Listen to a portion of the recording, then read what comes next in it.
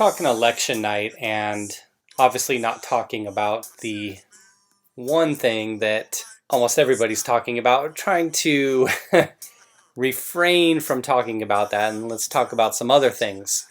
Oregon becomes the first state to decriminalize possession of all drugs, including heroin and cocaine, as New Jersey and Arizona legalize pot. Not going to read the whole article, but I found it interesting and I wanted to give my thoughts on this, being the prude that I am. So keep that in mind where this perspective is coming from. Oregon became the first state to decriminalize personal possession of hard drugs like heroin and methamphetamine. Instead of going to trial and facing possible jail time, a person would have the option of paying $100 fine or attending new addiction recovery centers. Washington D.C. has also legalized therapeutic use of psilocybin mushrooms. Did I pronounce that right? I don't know. Marijuana is also legalized in New Jersey and Arizona. Under the amendments in both those states, only those 21 and older could legally buy and use cannabis. Recreational marijuana could bring the Garden State $210 million in revenue. Combined with sales tax, legislative analysts estimate $255 million in new revenue annually for Arizona. The Smart and Safe Arizona Act also would levy a 16% excise tax on pot, above the standard sales tax that goes to state and local governments. I think you all realize what it was about. And I guess given the financial hardships due to the Rona, a lot more states are going to seek out ways to bring in more money. Surprised that there's actually any states out there left that actually haven't legalized this in some form. There's a map that I'll show you here below briefly about which states allow it and to what degree. Oregon has become the first state in the U.S. to decriminalize personal possession of all drugs, while Washington, D.C. allows for the consumption of magic mushrooms, and New Jersey and Arizona legalize marijuana for recreational use. The move to decriminalize hard drugs, including heroin and methamphetamine in Oregon, as well as legalizing the use of psilocybin mushrooms, passed by 2 large margins on Tuesday. Known as Measure 110, it will completely change how Oregon's justice system treats those who are found with personal use amounts of hard drugs. Okay, so there's a little something. Personal use. Today's victory is a landmark declaration that the time has come to stop criminalizing people for drug use, said Kassandra Frederique, Executive Director of the Drug Policy Alliance, which was behind the hard drugs measure. Measure 110 is arguably the biggest blow to the war on drugs to date. Now here is the map I was talking about. It says the District of Columbia and 33 states have legalized marijuana in some form. Interestingly enough, I was looking at this map before I went ahead and started reading over this, but you would think by now that, I get it here in the South, that a lot of these states perhaps are more conservative. Louisiana, Oklahoma, Arkansas, Missouri, they've already got on board, as have Montana, North Dakota. You would think that Virginia, North Carolina, Wisconsin, those would be the next dominoes to fall, probably Georgia as well, in terms of trying to get something passed. As we all know, it's usually just a 2-step process, or that's just my opinion. I'm not going to look at the data. My opinion's always been that they try to get it for recreational use first. It's kind of getting the voters used to it, and then going broadly based, as they call it here. I'm sure there are several states that just went right to it. Maybe they won't go straight to the hardcore stuff, but weed first, then the hardcore stuff. So I would expect to see several states kind of sitting back and waiting to see where Oregon goes and seeing what the results are, seeing what kind of money is brought in first and foremost, because that's what they care about more than anything. But just seeing what the social impact is, what the impact is on people in terms of the monetary costs, the addiction rates, how these treatment centers are, and things like that. a lot of other factors as well, but you know that there's a lot of states now whose leadership is looking to Oregon to see if they can go ahead and pass this now to decriminalize what was once crime, but then also as a way to raise revenue.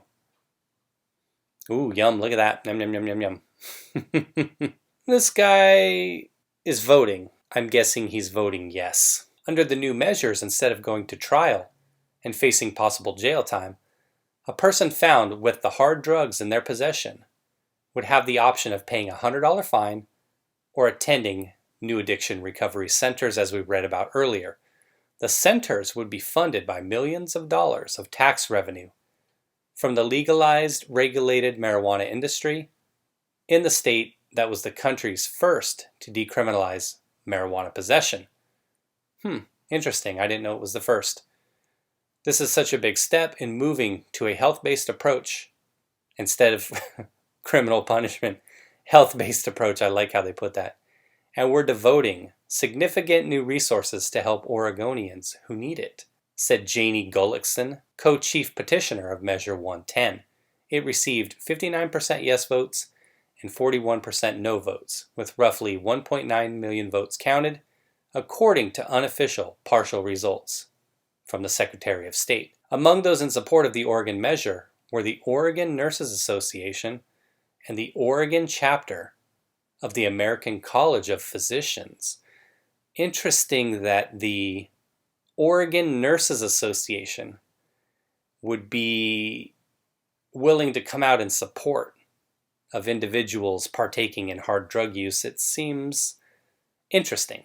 I could understand if they didn't want to weigh in at all, but to actually come out in favor of meth and heroin use, it's just interesting. We'll just say that. 24 district attorneys said the measure recklessly decriminalizes possession of the most dangerous types of drugs and will lead to an increase in acceptability of dangerous drugs. 3 other district attorneys backed the measure, including the one in Oregon's most populous county, which includes Portland. No shock there. I had heard that, I think it was Portugal. Ooh, look at those magic mushrooms.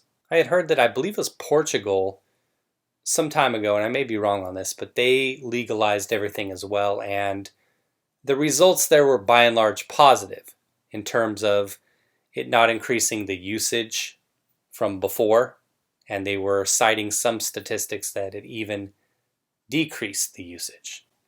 Availability of it, right? We tend to want to do the things in life that they tell us we can't do, like prohibition. During prohibition, I've heard that alcohol consumption was a lot higher than it was prior to prohibition. We're all rebels in our own way, right? When somebody tells us we can't do something, we're like, oh yeah, well, we'll see about that. The ballot question received a $500,000 donation from Facebook CEO Mark Zuckerberg and his wife, Dr. Priscilla Chan, who favors a health-based approach to drug addiction. Again, with this health-based approach verbiage that they're using. Interesting. A health-based approach to drug addiction. So in order to achieve this health-based approach to addiction, we're just going to legalize it. Interesting. Oregon also passed Measure 109, legalizing the controlled therapeutic use of psilocybin mushrooms. Now that seems like kind of a health-based approach there. And that's just my kind of lack of knowledge of these mushrooms and their danger to people and body relative to things like meth and heroin. It seems like mushrooms, from what I hear, again, never done any of that stuff, so I don't know. But it seems like the mushroom therapeutic use would be something that would be more along the health-based approach when you think about the term itself. A tax hike of $2 was passed in Oregon on cigarettes. This measure would increase Oregon's cigarette tax by $2 per pack, from $1.33 to $3.33. Bump up the cap on cigar taxes to $1 per cigar, and add a 65% tax on electronic cigarettes and vaping products, which are currently not taxed. The funds from the tax increase would be used for public health programs, including smoking prevention and cessation programs.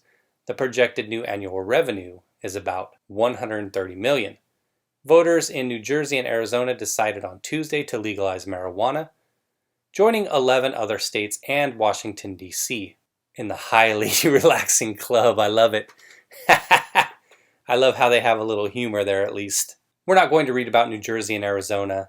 I'll link the article in the description box if you want to read that. It's interesting that some of these things weren't taxed before. Like they talk about here, vaping products and e-cigarettes and stuff like that.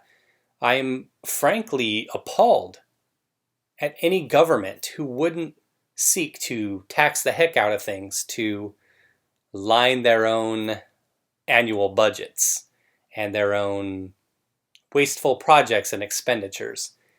And as I said before, that's kind of the cynical nature I have, that we wouldn't be having a conversation of any kind about this if it weren't for the monetary aspect of it. That's my belief. Maybe I'm wrong, maybe you see it differently, but whenever there's something monetarily that can be gained, then that's when all of a sudden government springs into action. I'm frankly surprised that more states haven't gotten on board with this, and Oregon, should the results be good enough, the increase in revenue offset by the increase in overdoses, possibly, that should this go well enough for a year, maybe two, that a lot of other states will be looking to move to legalize meth and heroin as well. When I was younger, I never thought I would see the day that this would happen. I think that's the conundrum. You know, for somebody like me, as I always joke around, I'm a prude. But that's for myself. I just say a prude because I don't do any of that stuff. I've never done any of that stuff. Never smoked cigarettes, weed, drugs of any kind. Drink wine occasionally. I don't have a history with it.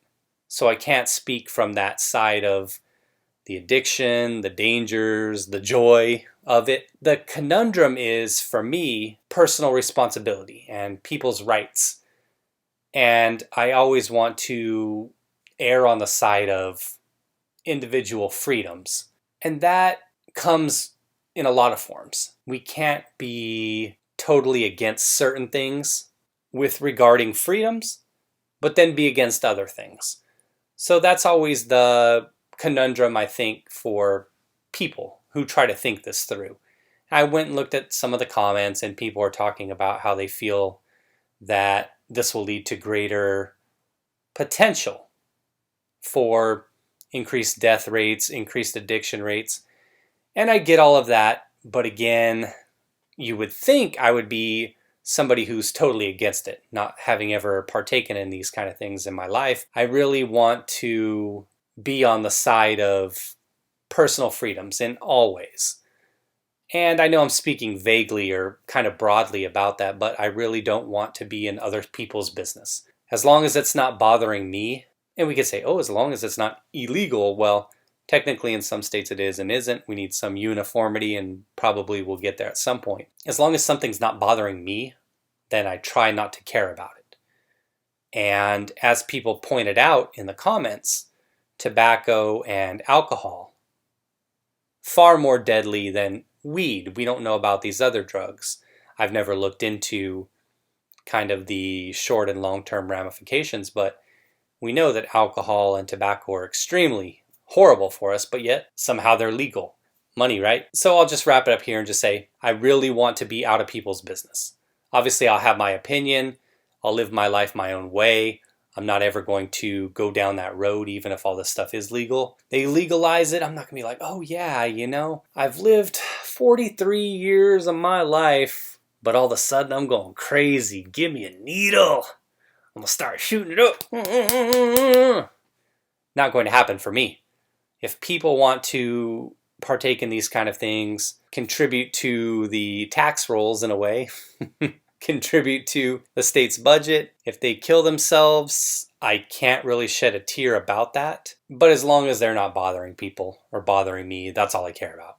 I don't want to see drunk drivers on the road, just like I wouldn't want to see somebody that's high off of meth or heroin out there killing people as well, driving. That's all I got. I'm boring, I'm a prude, I know. You would expect me to perhaps have a different take on it. Maybe more of a super conservative take on it. What it all comes down to is personal freedoms, and I want to be out of other people's business in all ways and as many ways as possible.